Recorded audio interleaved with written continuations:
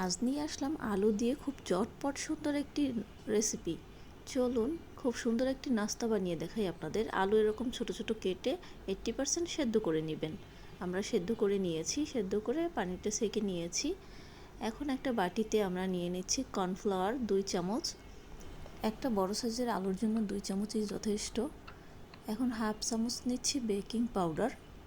এরপরে যে বেসন, বুটের বেসনটা নিচ্ছি আমরা 1 কাপ পরিমাণ, অথবা 2 চা চামচ বলা যায়। এই যে এখন এর সাথে আমরা এটা একটু নেড়েচেড়ে মিশিয়ে নিব। একটু লবণ দিচ্ছি পরিমাণ মতো, একটা ডিম দিয়ে দিব। আমাদের চ্যানেলে নতুন হলে অবশ্যই চ্যানেলটি সাবস্ক্রাইব করবেন। আমাদের চ্যানেলের নাম রুশাফা অ্যান্ড আনাবিয়া। আর আমাদের পেজ থেকে যারা দেখছেন পেজটি ফলো দিবেন। পেজের নাম হলো Anabia and Rushafas diary. Like, comment, share করতে ভুলবেন না। এরকম সুন্দর সুন্দর রেসিপি পাওয়ার জন্য বেল আইকন বাজিয়ে রাখবেন। এখন নর্মাল পানি দিয়ে দিচ্ছি, ঠিক ততটাই, অল্প একটু দিয়ে আবার সুন্দর করে নেড়েচেড়ে মিক্স করে নেব।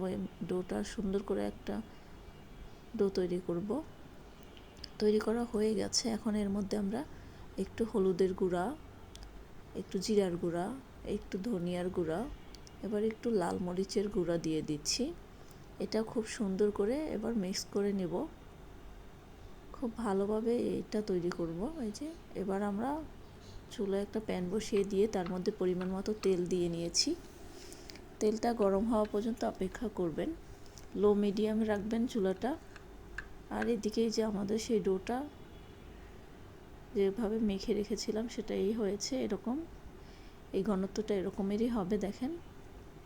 এখন এর মধ্যে সেই কেটে রাখা সেদ্ধ করা আলুগুলো দিয়ে সুন্দর করে মেখে, এই যে খুব ভালো করে এরকম মেখে তারপর আমরা চুলে দিয়ে দিব। আমাদের তেলটা গরম হয়ে গেছে, একটু চেক করে দেখেছি।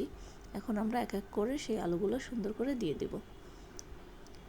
এভাবে এক এক করে একটু ছড়িয়ে ছড়িয়ে সব আলুগুলা দিয়ে দিয়ে, এই যে এক পাশটা আমাদের ভাজা হয়ে গেছে। মিনিট 2-3 গেলেই সুন্দর করে এরকম ভাজা হয়ে যাবে। তখন আমরা উল্টে দেব। খুব ভালো করে সব আলুগুলো এভাবে উল্টে দিবেন।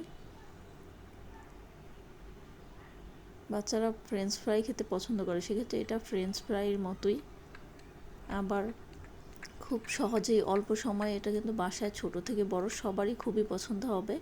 উল্টে দেওয়ার পরে আবার মিনিট 2 থাকার পরে হয়ে গেছে এটা আমাদের খুব সুন্দর করে। এবার তুলে নেওয়ার পালা।